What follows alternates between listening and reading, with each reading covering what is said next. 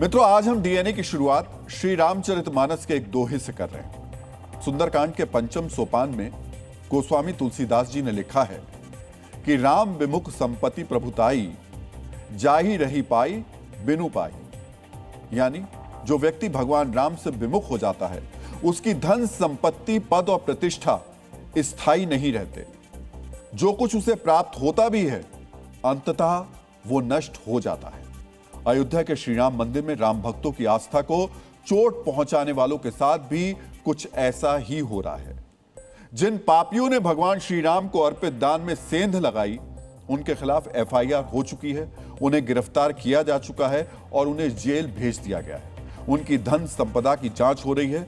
इस अधर्म की आंच उन लोगों को भी झुलसा रही है जिन पर राम मंदिर की व्यवस्था संभालने की जिम्मेदारी थी, जिन पर राम भक्तों की आस्था और विश्वास को बनाए रखने का दायित्व था। आज श्री राम जन्मभूमि तीर्थ क्षेत्र ट्रस्ट के महासचिव चंपत राय और ट्रस्टी डॉक्टर अनिल मिश्रा ने इस्तीफा दे दिया। दोनों ने ट्रस्ट के अध्यक्ष महंत नृत्य गोपाल दास को इस्तीफा सौंपा।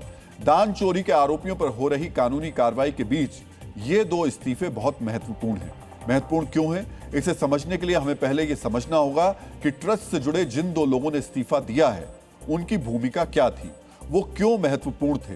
पहले बात चंपत राय की करते हैं। चंपत राय पर श्री राम मंदिर की पूरी व्यवस्था की जिम्मेदारी थी, यानी मंदिर के संचालन से जुड़े छोटे बड़े फैसले में उनकी भागीदारी थी।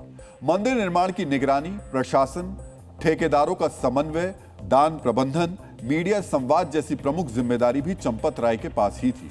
1990 के दशक से वो राम मंदिर आंदोलन से जुड़े रहे हैं।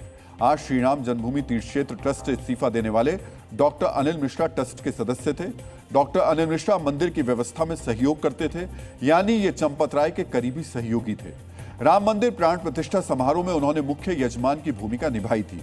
इसी से आप उनके महत्व को समझ सकते हैं। दान चोरी की जांच के लिए बनाई गई एसआईटी ने 23 जून को अपनी प्रारंभिक रिपोर्ट सौंपी थी। 25 जून को शाम 7:21 पर, यानी अब से ठीक 25 घंटे 39 मिनट पहले एफआईआर दर्ज हुई। 8 आरोपी गिरफ्तार हुए और अब मंदिर के संचालन में महत्वपूर्ण जिम्मेदारी संभालने वाले चंपत राय और डॉक्टर अनिल मिश्रा का इस्तीफा हो गया है। गिरफ्तार आरोपियों पर कानूनी कार्रवाई और 2 बड़े इस्तीफों के बीच आज सीएम योगी आदित्यनाथ ने क्या कहा, यह भी आज आपको बहुत ध्यान से सुनना चाहिए। मैं 19 जून को अयोध्या के दौरे पे था। मैंने तब भी कहा था, अयोध्या हम सबकी आस्था की प्रतीक है, अयोध्या पर आक्षेप मत करो। हमने कहा था एसआईटी गठित की गई है, एसआईटी की रिपोर्ट आने के साथ ही हमारी कार्रवाई भी प्रारंभ हो जाएगी। और आपने देखा होगा, एसआईटी की रिपोर्ट आई, तुरंत कार्रवाई प्रारंभ हो गई। ये जो लोग आज आक्षेप कर रहे हैं, उठाने का कुत्सित प्रयास कर रहे हैं, इनकी मंशा अच्छी नहीं है। ये वे लोग हैं जो भगवान राम को नकार चुके थे, और दूसरा पक्ष वह है जो जय श्री राम पर लाठी और गोली चलाते थे। यानी भगवान राम का नाम लेने पर जो लोग गोली चलाते थे, आज वे कहते हैं कि आस्था के साथ खिलवाड़ हुआ। अरे आस्था तुम बताओगे हमें आस्था? सीएम योगी ने किसे दूसरा पक्ष कहा और किसे कहा कि आप हमें आस्था नहीं बताएं, यह हम आपको आगे बताएंगे। मित्रों, स्वामी विवेकानंद ने कहा है कि निस्वार्थ सेवा ही धर्म की कसौटी है। दान चोरी के पाप में जो आरोपी गिरफ्तार किए गए, उन्होंने निस्वार्थ सेवा नहीं की। उन्होंने राम भक्तों की निष्काम आस्था पर चोट पहुंचाई, अपने स्वार्थ के लिए देव धन की चोरी की। गिरफ्तार किए गए 8 आरोपियों ने पूछताछ में क्या बताया, कोर्ट में क्या कहा, यह सब हम विस्तार से आपको बताएंगे। लेकिन सवाल यह कि जब एफआईआर में चंपत राय और अनिल मिश्रा का नाम नहीं था, तो उन्होंने ट्रस्ट से इस्तीफा क्यों दिया? उनके इस्तीफे का मतलब क्या है? दान चोरी में एफआईआर दर्ज होने के बाद चंपत राय और अनिल मिश्रा पर सवाल उठ रहे हैं। क्यों सवाल उठ रहे हैं, इसे समझने के लिए हमें गिरफ्तार किए गए 8 आरोपियों से उनके संबंधों को समझना जरूरी है। इसे एक एक करके समझ लेते हैं। गिरफ्तार आरोपियों में सबसे चर्चित नाम राम शंकर यादव यानी टिन्नू यादव का है। आरोपी टिन्नू चंपत राय का पूर्व ड्राइवर है। चंपत राय का करीबी था। दान पात्रों की चाबियां इसी के पास मिली थी। इसकी गिरफ्तारी के बाद चंपत राय पर सवाल उठ रहे थे। दूसरा चर्चित आरोपी अनुकल्प मिश्रा है। इसके घर से 20 लाख रुपए नकद मिले थे। इसे अनिल मिश्रा का करीबी बताया जाता है। इसकी गिरफ्तारी से अनिल मिश्रा सवालों के घेरे में थे। आरोपी रमाशंकर मिश्रा भी अनिल मिश्रा का करीबी बताया जा रहा है। आरोपी लवकुश मिश्रा अनुकल्प मिश्रा का रिश्तेदार है। अनिल मिश्रा के करीबी अनुकल्प ने ही लवकुश को दान की गिनती के काम में लगाया था। इसके घर से 10 लाख रुपए मिले थे। आरोपी मनीष यादव टिन्नू यादव का भतीजा है। इसे टिन्नू यादव ने दान गिनती करने वाली टीम में रखवाया था। दान गिनती करने वाले शिफ्ट का इंचार्ज रहा सुभाष श्रीवास्तव अनिल मिश्रा को रिपोर्ट करता था। सुभाष श्रीवास्तव कैनरा बैंक से रिटायर्ड होने के बाद राम मंदिर में दान की रकम गिनने वाली टीम से जुड़ा हुआ था। मित्रों, एक बार आपको न्यूज वॉल पर ग्राफिक्स के जरिए फिर से दिखाते और समझाते हैं कि आरोपियों का चंपत राय और डॉक्टर अनिल मिश्रा से क्या कनेक्शन था। तो जो हम आपको बता रहे हैं, चंपत राय के जो ड्राइवर है वो रामशंकर यादव यानी टिन्नू यादव है, और टिन्नू यादव जो है उसका रिश्तेदार ये मनीष यादव। और इसी तरीके से आप देख सकते हैं अनिल मिश्रा के जो संबंध में थे वो अनुकल्प मिश्रा, जिसको अरेस्ट किया जा चुका है, लवकुश मिश्रा, रमाशंकर मिश्रा, इन सभी पर दान चोरी का आरोप है। और नीचे सुभाष श्रीवास्तव। समझिए, यह शुचिता की पहली आवश्यकता थी। प्रभु श्रीराम ने मर्यादा और सत्य की स्थापना के लिए राजपाट सत्ता को त्याग दिया था। इसलिए जरूरी था कि उनके धाम में हुए दान चोरी वाले पाप की जांच भी पारदर्शी रहे, सवालों से परे रहे। बेशक एफआईआर में चंपत राय और अनिल मिश्रा का नाम नहीं है, लेकिन सूत्रों के मुताबिक एसआईटी की रिपोर्ट में इनके खिलाफ कड़ी टिप्पणी की गई है। एसआईटी ने जांच रिपोर्ट में दान गणना कक्ष, दान मैनेजमेंट, मंदिर संचालन और प्रबंधन में कई खामियां पाई। मंदिर के संचालन और दान की देखरेख की जिम्मेदारी सीधे तौर पर चंपत राय और अनिल मिश्रा की थी। इन्हें यह सुनिश्चित करना था कि राम भक्तों की तरफ से दिए गए आर्थिक सहयोग में कोई सेंध नहीं लगे। इसीलिए पारदर्शिता और शुचिता के लिए यह जरूरी था कि दोनों इस्तीफा देते, और यही हुआ। डीएनए मित्रों, राम मंदिर के दान की चोरी करने वाले 8 आरोपियों को आज अयोध्या सीजीएम कोर्ट में पेश किया गया। कोर्ट ने इन्हें 29 जून तक न्यायिक हिरासत यानी जेल में भेज दिया है। अब तक हुई कार्रवाई में 7 आरोपियों के ठिकानों से 79 लाख रुपए बरामद किए गए हैं। आरोपी सुभाष श्रीवास्तव के पास से कुछ नहीं मिला है। सुनिए आज हुई कानूनी कार्रवाई पर सरकारी वकील क्या कह रहे हैं।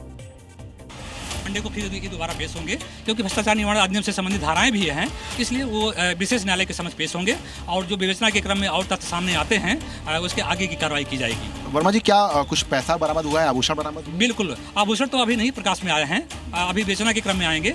मतलब कैश के रूप में अलग अलग एक्यूज के पास से 79,85,493 रुपए बरामद हुए हैं। कोर्ट ने क्या इन लोग से, जो आरोपी थे, इनसे कुछ पूछा कि इस पूरे मामले को लेकर?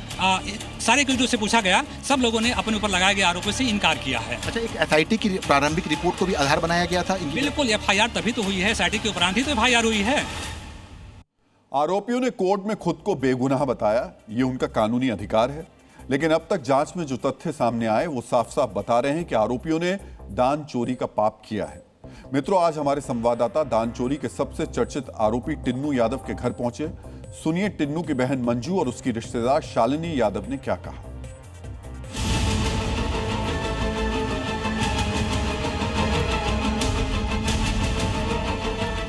फिलहाल कह सकते हैं कि हम इस वक्त जो है टिन्नू यादव के घर पर मौजूद हैं, और चूंकि इस एफआईआर में 8 लोग को नामजद किया गया है, ये जो है आप देख सकते हैं कि टिन्नू यादव का जो आवास है वो ये आपको दिखाई पड़ेगा। और चूंकि इस पूरे मामले को लेकर लगातार जो है अब जो पूछताछ है वो भी की जा रही है। उनको निर्दोष नहीं कर रहे हैं, सब लोग फंसा रहे हैं। सब लोग जो बड़े बड़े लोग हैं उनको कोई पूछ ही नहीं रहा है, और जो कार्यकर्ता हैं उनको अपना सब बजा दे रहे हैं। कहाँ उनकी ड्यूटी लगती थी? उनकी ड्यूटी केवल बस आदमी आए, उनको बैठाओ, उठाओ, उनका मान सम्मान करो, उनको खाना पानी की व्यवस्था करो, यही इनकी ड्यूटी थी। काउंटिंग में? काउंटिंग में कभी नहीं। आप लोगों से कभी नहीं बताया कि? नहीं, कभी था ही नहीं। काउंटिंग में उनका कभी थे नहीं।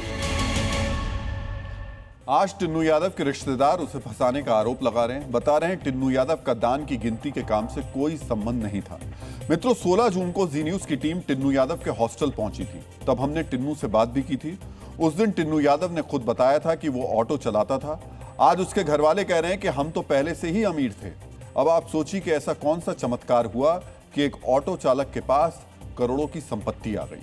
दान चोरी के आरोपियों से पुलिस ने पूछताछ की है। हम आपको इस पूछताछ की जानकारी दे रहे हैं, बहुत ध्यान से सुनिएगा। सबसे पहले आपको बताते हैं पुलिस ने गिरफ्तार किए गए आरोपियों से कौन कौन से सवाल पूछे। पुलिस ने पूछा कि लेन देन में आपकी क्या भूमिका थी, दान में ली गई राशि किस माध्यम से ली गई या दी गई, कौन कौन लोग चढ़ावे के पैसे में गड़बड़ी कर रहे थे, महाकुंभ के दौरान आपने क्या क्या संपत्ति या सामान खरीदा, आरोपियों के बीच मोबाइल कॉल, चैट, ईमेल या सोशल मीडिया पर क्या बातचीत हुई, किसी ट्रस्ट सदस्य, कर्मचारी या तीसरे व्यक्ति से आपका क्या संबंध था, दान में से चोरी की गई रकम का इस्तेमाल कहां कहां हुआ। इस पूछताछ में पुलिस को कुछ अहम जानकारी मिली है। सूत्रों के मुताबिक आरोपियों ने पूछताछ में बताया कि वो कैसे दान में मिले पैसे को चुराने के बाद उसे ठिकाने लगाते थे। आरोपियों ने बताया कि गिनती के दौरान मंदिर के दान में से चुराई गई नोटों की गड्ढियों को बाथरूम में छिपाया जाता था। काउंटिंग के दौरान अनुकल्प और अन्य आरोपी पहले नोटों की गड्डियां चुराया करते थे, फिर उसे बाथरूम में छिपा देते थे। सोचिए, आप रामलला के नाम पर दान देते थे और राम मंदिर में घुसपैठ करने वाले चोर उस दान को बाथरूम में छिपाते थे। कितनी शर्मनाक बात है। और आगे सुनिए। बाद में मौका देखकर बाथरूम में छिपाई गई गड्ढियों को मंदिर परिसर से बाहर ले जाया जाता था। नोट बाहर निकालने के बाद एक मकान में आरोपी पैसों का बंटवारा करते थे। आरोपियों ने शुरुआती पूछताछ में बताया कि दान में चोरी का यह पाप करीब 3 साल से चल रहा था।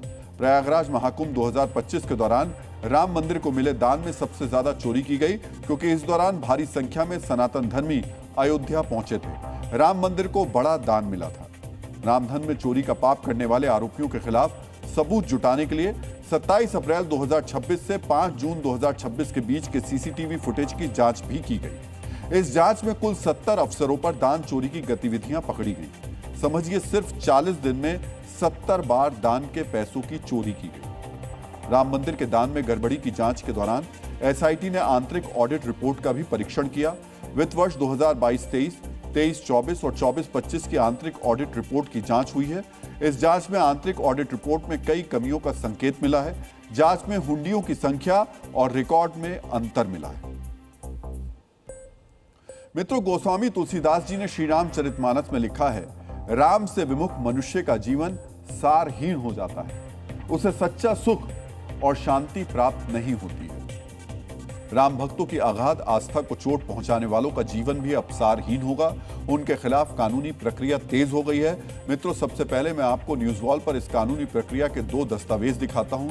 ये दस्तावेज उस एफआईआर का हिस्सा हैं जो दान चोरी के आरोपियों के खिलाफ दर्ज हुई।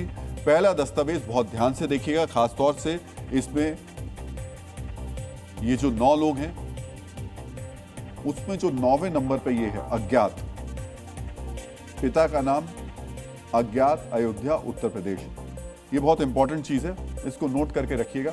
1 से लेकर 9 तक लोगों का नाम है एफआईआर के अंदर, लेकिन जो 9वां है नाम, उस जगह नाम नहीं है, सिर्फ अज्ञात लिखा हुआ है। बाकी नाम जानते ही हैं, अविनाश शुक्ला, अनुकल्प मिश्रा, लवकुश मिश्रा, मनीष कुमार यादव, करुणेश पांडे, रमाशंकर मिश्रा, सुभाष श्रीवास्तव, श्री राम शंकर यादव उर्फ टिन्नू।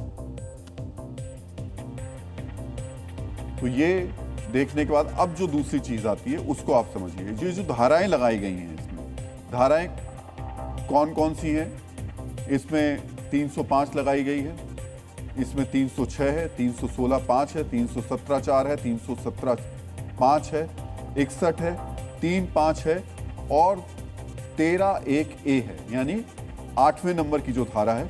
अब आप जरा इसको ध्यान रखिएगा।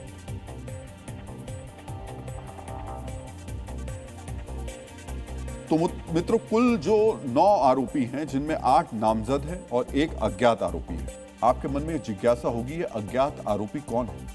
इसे समझने के लिए एफआईआर में जो धाराएं लगाई गई हैं, इसे संक्षेप में समझ लेते हैं। एफआईआर में बीएनएस की धारा 305 लगाई गई है, ये सुरक्षित स्थान में चोरी पर लगती है। बीएनएस की धारा 306 कर्मचारी सेवक द्वारा चोरी पर लगाई जाती है। बीएनएस की धारा 316(5) गंभीर विश्वासघात पर लगाई जाती है। बीएनएस की धारा 317(4) चोरी की संपत्ति को रखने या उसके कारोबार पर। बीएनएस की धारा 317(5) चोरी की संपत्ति को छिपाने या ठिकाने लगाने में मदद करने पर। बीएनएस की धारा 61 आपराधिक साजिश रचने पर और बीएनएस की धारा 3(5) कई लोगों द्वारा मिलकर अपराध करने पर लगाई जाती है। अब जो हम आपको बताने जा रहे हैं उसे बहुत ध्यान से सुनिएगा। मित्रों, पीसी एक्ट की धारा 13(1)(a) किसी सरकारी कर्मचारी द्वारा पैसे या पद का दुरुपयोग या भ्रष्टाचार करने पर लगाई जाती है। अब समझिए, एफआईआर में जो अज्ञात है वो कोई सरकारी कर्मचारी हो सकता है, क्योंकि एफआईआर में पीसी एक्ट की धारा 13(1)(a) लगाई गई है। जैसा कि हमने आपको बताया, ये धारा सरकारी कर्मचारियों को भ्रष्टाचार के खिलाफ ही लगाई जाती है। इसलिए यह तय है कि एसआईटी की शुरुआती जांच में दान चोरी के अपराध में किसी एक या एक से ज्यादा सरकारी कर्मचारी के खिलाफ भी साक्ष्य मिले हैं। हो सकता है उसका नाम और उसकी जानकारी अभी पुख्ता तौर पर सामने नहीं आई हो, लेकिन आगे सरकारी कर्मचारी का नाम भी सामने आ सकता है। मित्रों, अब तक जो कानूनी कार्रवाई हुई है उस पर साधु संतों ने क्या कहा, यह भी आपको बहुत ध्यान से सुनना चाहिए। सरकार ने त्वरित जो है एसआईटी का गठन कराया और निष्पक्ष जांच करा करके दूध का दूध पानी का पानी कर दिया। जो भ्रामकता फैलाया जा रहा था वह दुर्भाग्यपूर्ण था। माननीय योगी आदित्यनाथ जी के अथक प्रयास से कुछ लोग पकड़े गए हैं, कुछ और पकड़े जाएंगे और मैं उनका बहुत बहुत धन्यवाद देता हूं। जो आज एसआईटी रिपोर्ट पर जो रिपोर्ट हुआ है, इसके ऊपर मैं दोनों सरकार को और धन्यवाद देता हूं। केंद्र सरकार और राज्य सरकार और राम भक्तों के साथ इस तरह का जो ट्रीटमेंट करने वाले हैं, इनको भी इनके ऊपर भी दर्ज होना चाहिए। साधु संत राम मंदिर से दान चोरी करने वाले अपराधियों के खिलाफ हो रहे एक्शन पर संतोष जता रहे हैं, लेकिन दान चोरी के पास को मुद्दा बनाकर राजनीति भी हो रही है। आज दिल्ली के पूर्व मुख्यमंत्री अरविंद केजरीवाल अयोध्या पहुंचे। उन्होंने हनुमानगढ़ी में पूजा अर्चना की, श्री राम मंदिर में रामलला के दर्शन किए। उसके बाद क्या कहा वो भी आपको ध्यान से सुनना चाहिए। एफआईआर जो हुई है वो केवल एक दिखावा है, एक छलावा है। 8 छोटे छोटे कर्मचारियों को गिरफ्तार किया गया है। इतने दिनों से जो घोटाला चल रहा था, जाहिर तौर पे इतने दिनों से घोटाला कोई छोटे छोटे कर्मचारी नहीं कर रहे थे। इसके तार बहुत ऊपर तक जुड़े हुए हैं। बड़े लोगों को बचाने की कोशिश की जा रही है, छोटे लोगों के सर पे ठीकरा फोड़ा जा रहा है। राजनीति में टाइमिंग बहुत महत्वपूर्ण होती है। अरविंद केजरीवाल की अयोध्या यात्रा की टाइमिंग भी अहम है। दान चोरी के पाप से आहत सनातन धर्मियों की संवेदना को अपने पक्ष में करने के लिए केजरीवाल ने सवाल उठाए। उनके सवालों पर सीएम योगी ने क्या कहा, यह भी आपको ध्यान से सुनना चाहिए। दिल्ली से भी एक सज्जन वहां आए हैं आज, और मैं उनसे भी कहना चाहूंगा कि दिल्ली की जनता ने उन्हें 15 वर्ष तक अवसर दिया, लेकिन दिल्ली को उन्होंने बर्बादी के सिवाय कुछ नहीं दिया, भ्रष्टाचार के सिवाय कुछ नहीं दिया। आज मैं उनसे पूछना चाहूंगा, अयोध्या कोई डबल इंजन सरकार ने 9 वर्ष में जो सजाया है, जो संवारा है, देखिए इस मॉडल को और फिर अपने कारनामों पर पश्चाताप करो। बाद में अरविंद केजरीवाल ने सोशल मीडिया पर पोस्ट लिखकर फिर जांच पर सवाल उठाए। मित्रों, नेता अपने एजेंडे के हिसाब से मुद्दे तय करते हैं। ये राजनीति का विषय है, इस पर हम कुछ और नहीं कहेंगे। हाँ, हम इतना जरूर कहेंगे कि जांच चल रही है, हमें एसआईटी की आखिरी रिपोर्ट आने तक इंतजार करना चाहिए।